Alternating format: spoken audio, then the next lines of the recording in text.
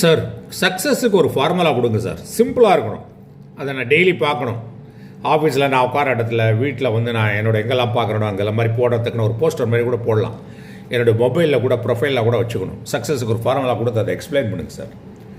Simple. Success is equal to பிரயத்னம் plus காலம் plus தெய்வம். எக்ஸ்பிளைன் பண்ணுறேன். பிரயத்னம்னா என்ன? முயற்சி, சரியான எஃபர்ட்ஸு. சரியான எஃபர்ட்ஸ்னால் என்னது? ஒருத்தன் வந்து ஒரு இடத்துக்கு போகணும், ஃபாஸ்ட்டாக போகிறான், எஃபிஷியன்சி இருக்குது, ஆனால் ராங் டைரெக்ஷனில் போகிறான், உல்டா டைரெக்ஷனில் போகிறான், எஃபெக்டிவ்னஸ் இல்லை. ஸோ இந்த எஃபர்ட்ஸ் எப்படி இருக்கணும்னா எஃபெக்டிவாகவும் இருக்கணும், எஃபிஷியண்ட்டாகவும் இருக்கணும், சரியாகவும் இருக்கணும்.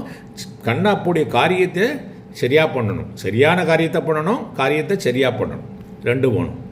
ரெண்டாவது வந்து எப்படின்னா, இது பதஞ்சலி என்ன சொல்கிறாருனாக்க, இந்த சக்ஸஸ் ஆகிறதுக்கு இந்த எஃபர்ட்ஸ் எப்படி இருக்கணும்னா, தீர்க்க கால நைரந்தர்ய சத்கார ஆதரா ஆசேவித்தோ திருடபூமிகி.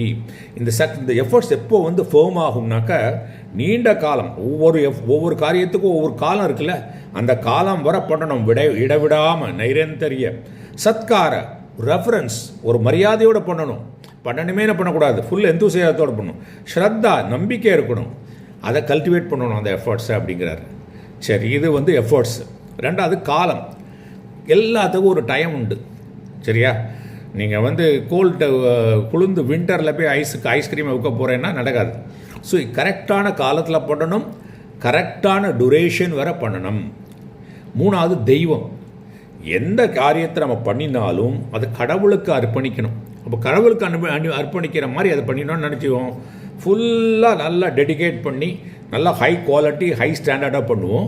அப்புறம் அதோட ரிசல்ட் வந்து கடவுள்கிட்டேருந்து கிடைக்கிற பிரசாதம் மாதிரி எடுத்துக்கணும்.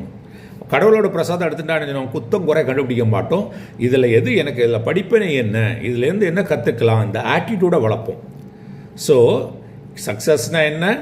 பிரயத்தனம், எஃபர்ட்ஸு, காலம், ரைட் டயத்தில் ரைட் டூரேஷன். மூணாவது தெய்வம், right attitude. So attitude, efforts and timely thing will give you success. So go ahead and have success. Good luck.